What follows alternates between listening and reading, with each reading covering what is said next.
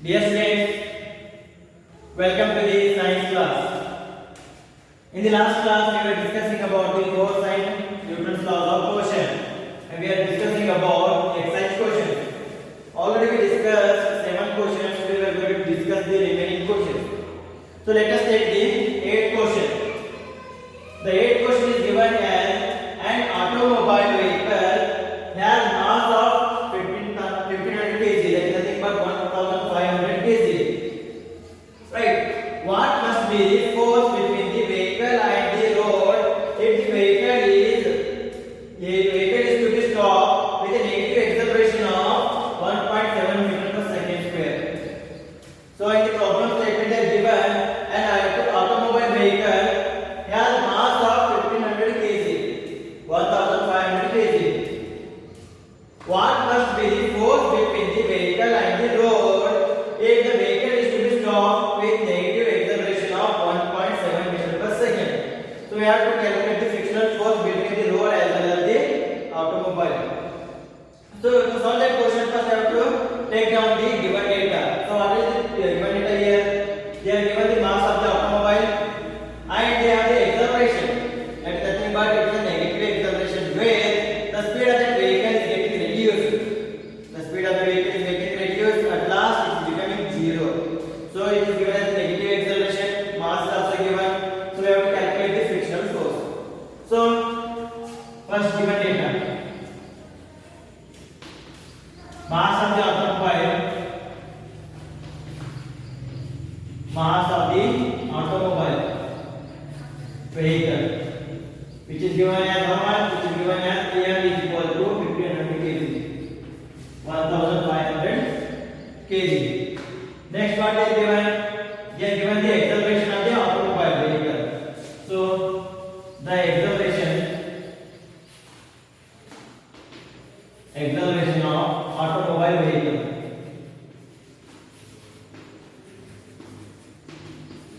That is A equal to how much? It is equal to 1 point, it is given as how much? 1.7 meter per second square. So that is 1.7 meter per second square. Since it is already they are given in the problem statement that acceleration is negative, so that we are directly going to take it as negative. Since there is a reduction of the speed, there is a reduction of the speed, because of that the acceleration becomes negative. So what we have to calculate here? The magnitude of the force we have to calculate. Therefore, magnitude of the force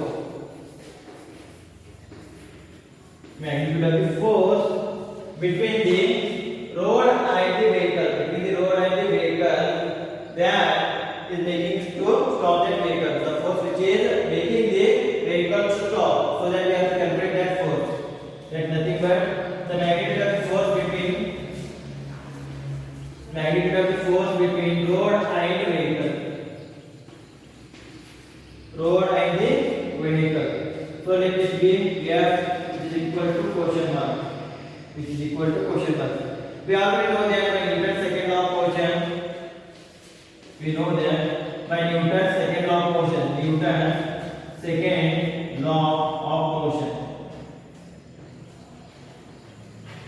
Newton's second law of motion. That is nothing but what? It is equal to F is equal to m into A. So F equal to what is the value of m here? It is nothing but the 1500 kg. So that will be 1500 into what is the value of acceleration here? It is in the bracket minus 1.7. Right? Minus 1.7. So if this is equal to 150 into 17, minus 17 we can write as minus 17. Right? So 17 0 is 17, 17 5 is 85. 17 1 is 7 plus 8, 25. So plus into minus, it will be minus. Therefore, F is equal to how much? It is equal to minus 2550 newtons. F equal to minus 2550 newtons. Right. This is the answer for the question number 8. So the frictional force which is acting on the automobile in between automobile vehicle and the road is equal to 2550 newtons. That is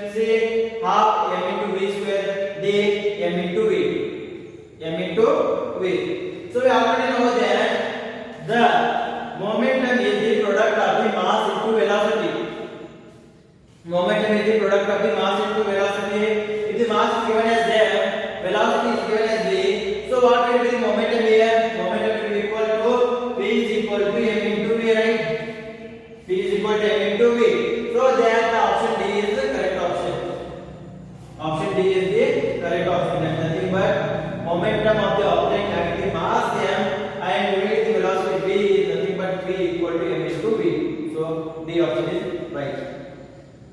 Now next 9th question. So 10th question. Now let us take the 10th question. Using a horizontal force of 200 Newton. Using a horizontal force of 200 Newton, we intend to move a wooden cabinet across a floor at a constant velocity. What is the friction force that is exerted on the cabinet? Right? In this statement they are given a, in this problem statement they are given a horizontal plane like this. Right? Using a horizontal force of 200 Newton, we intend to move a wooden cabinet across the floor. So that is this floor, we are going to take a wooden cabinet, and we are going to use the horizontal force in this direction of 200 Newton.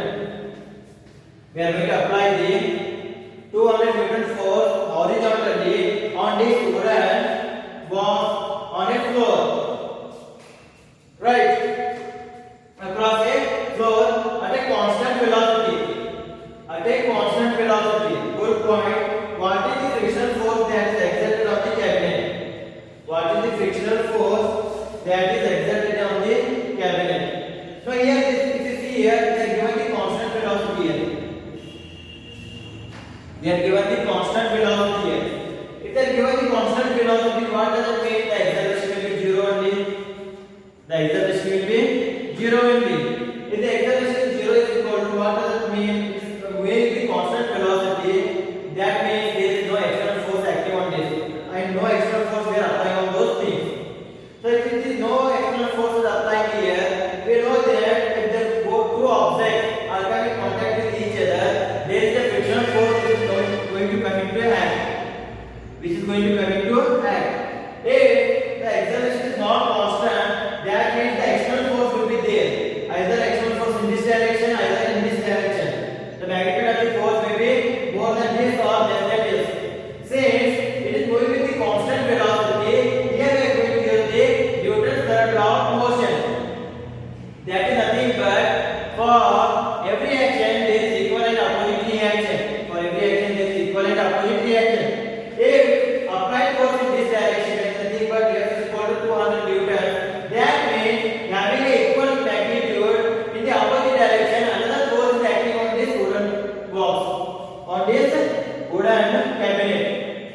On this wooden cabinet, by Newton's third law of motion says accelerated velocity is given as constant. If the velocity is not constant, we can took another value. We are going to do the calculation. If they are given the velocity as constant, we are directly going to use the Newton's third law of motion. That is nothing but for every action there is equal and opposite reaction. So if the force which is acting in this direction is equal to 200 Newton, in the same manner, another force which is acting in the opposite direction is also having the magnitude of the 200 Newtons. It is also having the magnitude of the 200 Newtons. So what is that opposite force? That opposite force is nothing but what? It is the frictional force. It is the frictional force. So the magnitude of the frictional force is equal to how much? It is equal to 200 Newtons. So answer for this question is the magnitude of the frictional force. The magnitude of frictional force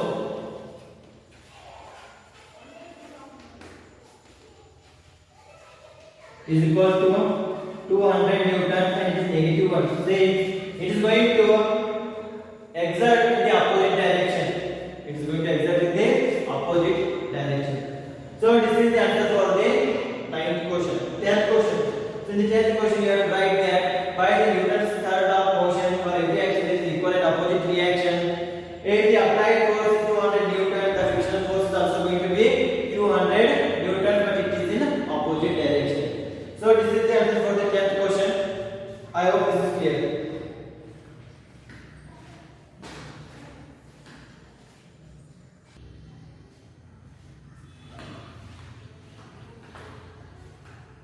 Now let us take the 11th question. Two objects each of mass 1.5 kg are moving in same straight line but in opposite direction. The velocity of each object is 2.5 before the collision, during which they stick together. What is the velocity of the combined object after the collision? As in this problem statement is given a straight line path. On that straight line path, two objects are there. Each object is having 1.5 kg of mass. So that this is the first object and this is the second object. Both objects are having the same mass, that is nothing but 1.5 kg, 1.5 kg. Right? And both the objects are moving in the opposite direction. So one object is moving in this direction, another object is moving in this direction with the same velocity, that is given as 2.5 meter per second. Which is given as 2.5 meter per second. So one is moving in this direction, another coming in the opposite direction with the velocity of 2.5 meter per second. After that, if they both are coming in the opposite direction, after some time they are going to collide with each other. There is a collision is going to happen. After the collision, both the objects are going to stick together. They are going to stick together. After the sticking together, after the collision, we have to find out the velocity of both the objects. We have to find out the velocity of both the objects, and the velocity of both the objects will be same since both are sticking together. Both are sticking together. So we have to solve this problem. So first we have to write down all the given data. So whatever the given data here, they are given the mass of the each object as 1.5 kg. So mass of the, let the first object, mass of the first object as m1. Mass of the first object as m1 is equal to how much? Is equal to 1.5 kg. Second, mass of the second object. Mass of the second object that is nothing but m2, which is given as how much? Which is also given as 1.5 kg. Next, they are given the 1.5 moving in the opposite direction. They are given the velocity of each object. So the velocity of the first object. So this is the initial velocity. Initial velocity is nothing but velocity before the collision. You can write it as velocity before the collision, velocity after the collision, or you can take initial velocity of the object before the collision, initial velocity after the initial velocity of the object to before the collision. So initial velocity of the first object, take it as u1. Take it as u1. So it is equal to how much? It is equal to, which is given as how much? 2.5 meter per second. 2.5 meter per second. The velocity of the second object, the initial velocity of the second object, the initial velocity of the second object, take that u2, which is given as 2.5 meter per second, which is given as how much? Which is given as 2.5 meter per second. See here, let this is the left hand side and this is the right hand side. So whatever the object which is moving to the left hand side, it is the first force. Right hand side is moving to the right hand side, it is the first force. The object which is moving to the left hand side, it is the opposite to the first object. So if this object is moving in the opposite direction, if this object is moving in the opposite direction, then what we have to take here? This velocity as negative. We have to take this velocity as a negative. Right? If we take this velocity as the positive, then the answer will be wrong. So we have to take the positive value and both the forces or both the objects are moving in the same direction.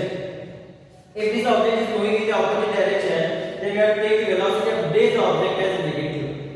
This object is negative. So the second object velocity is equal to how much? It is equal to minus 2.5 meter per second. Right? So what we have to calculate here? We have to calculate the final velocity. The final velocity. The final velocity of the both the objects. Both the objects, that nothing but v, which is equal to v, which is equal to question mark. Say after the collision both the objects are sticking together, and the final velocity of both the objects will be same only. Both the objects will be same. So now this is the given data. Next step, we already know that by the third law of motion, that is nothing but by the law of the conservation of the momentum, momentum before the collision and the momentum after the collision are going to remain same. Since because of there is no change in the momentum by the law of conservation of the momentum. For that reason, we have to calculate the momentum before the collision of the both the objects as well as momentum after the collision of the both the objects. So first, we are going to calculate the momentum before the collision. Therefore, momentum before the collision. Momentum before the collision. So you can directly solve it with another method by using the law of conservation of momentum, that is nothing but m1 u1 is plus m2 u2 is equal to m1 v1 plus m2 v2. You can directly use that formula. That formula is correct also, where we are going to substitute those values and we are going to find out the all those things. Or you can use this procedure, use this pattern. Since we are using this pattern in the example questions also, for that reason I am going to use this pattern only. If possible, if you want to solve it within a few steps only, you can use directly the law of conservation of momentum, that is nothing but m1 u1 plus m2 u2 is equal to m1 v1 plus m2 v2. By using that formula, you are going to directly identify the final velocity. It is up to you. Either want to use this formula, you can use this thing, or directly use those things. So I am going to solve this question by using the previous procedure only. So momentum before the collision is given as P1, which is equal to what? Which is equal to m1 u1 plus m2 u2. m1 u1 plus m2 u2. So that is equal to how much? m1 is given as 1.5 into what is mp here? u1 is here, it is equal to 2.5 plus what is mp here? Again 1.5. What is up here? Minus 2.5. Right, it is equal to since here 1.5 is common here, so that I am going to take out 1.5. So 2.5 here minus 2.5. So it is equal to 1.5 in the bracket. 2.5 minus 2.5 is equal to how much? It is equal to 0 only. So that it is equal to 0. Therefore 1.5 is equal to 0 is equal to how much? It is equal to 0. Therefore momentum before the collision is equal to how much? It is equal to 0 only. So next, in this side we are going to solve the momentum after the collision. So momentum after the collision,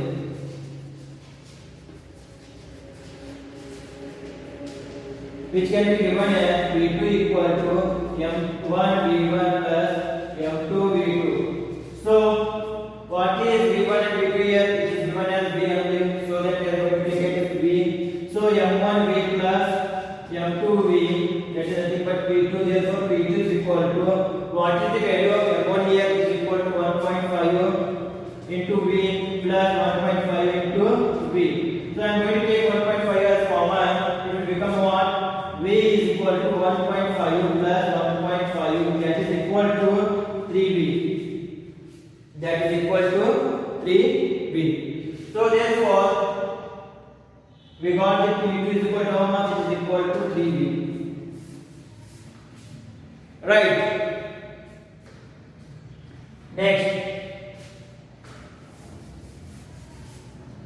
by the law of the conservation of the momentum, we know that by law of conservation of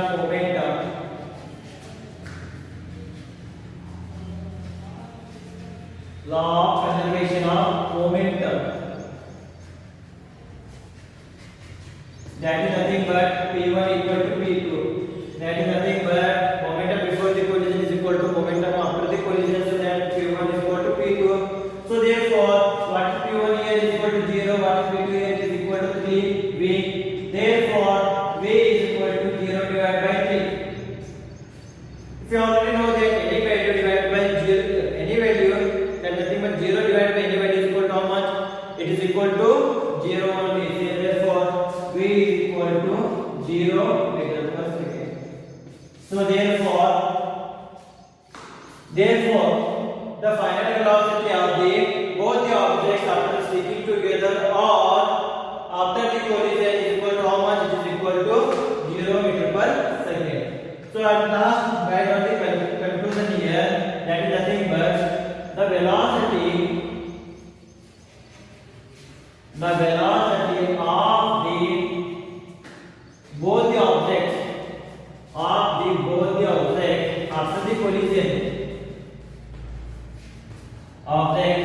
the collision is 0. So this is the answer for the question number 11. So you can directly solve this question also if you correctly know the logics of the momentum, correctly know the concepts of the momentum. So see here, both the objects are having the same mass only, right? And both the objects are moving in the opposite direction with same velocity, right? So if they have the same moment, same velocity, they have the same mass. After the collision, both the objects are going to remain there only. They are not going to move from there. If we take the two balls, if you apply the same force on the same moment, if you give here, having the same mass, it is also having 1 kg, it is also having 1 kg, and the speed of this object is 1 meter per second, the speed of the second object is also 1 meter per second. Both are going in the opposite direction. What will happen when both the objects collide with each other? Both the objects are going to stop there only. They are going to stick together and they are going to stop there only. If they are stopping there only, what will happen? The final momentum is equal to 0 only. It will be equal to 0. Since if they are stopping there, they are becoming to the rest position. What does it mean? That the final velocity of those objects will be 0. For that reason, here, why if they given the problems like this, you have to check the momentum, initial momentum, which is equal to 0 or it is equal to high. So here, if you take two objects, one object should have maximum mass or it should have high velocity. If the mass and velocity both are same, both are equal, then the final velocity is always be equal to 0 only. For that reason, I am getting final velocity as 0. Right. So next question. Let us take the 12th question. That is nothing but according to the third law of motion, when we push on object, the object pushes back on us with an equal and opposite force. If the object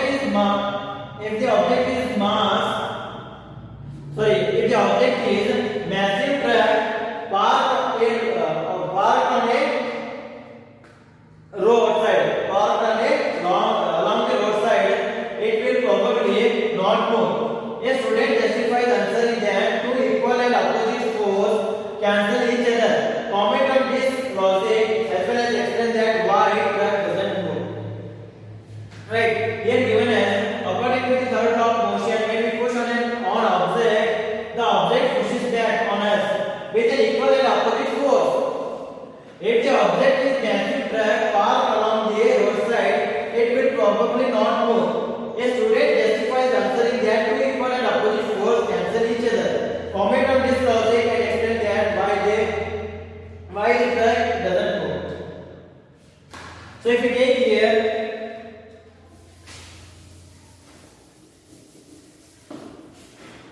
if you take the example here, this is the track, this is the road. On that road, a massive track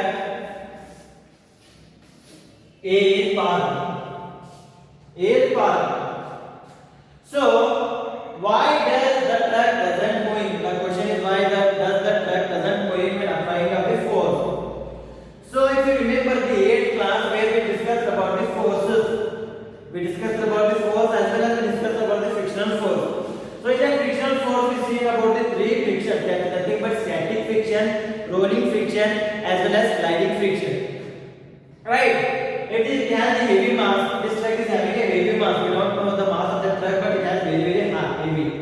So if it is having the heavy mass, we already know that static friction is directly proportional to the mass. So if the mass is heavy, if the mass is more, the static friction of that object will also be more. Since the truck having a heavy mass, it's the static friction of that mass or the truck will be very high. Very high. Because of that, whenever some person or a student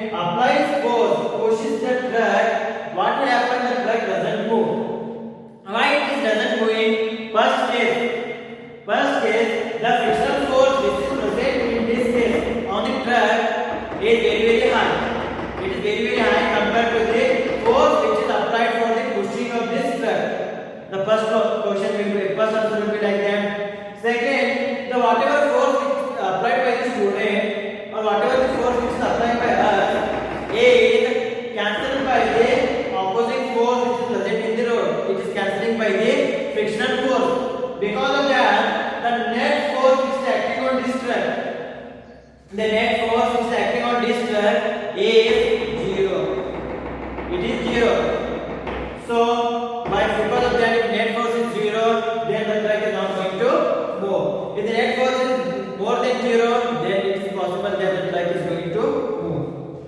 Since we know that the frictional force is nothing but the opposition to the movement, the static friction amount is more here. The magnitude of the static friction is more.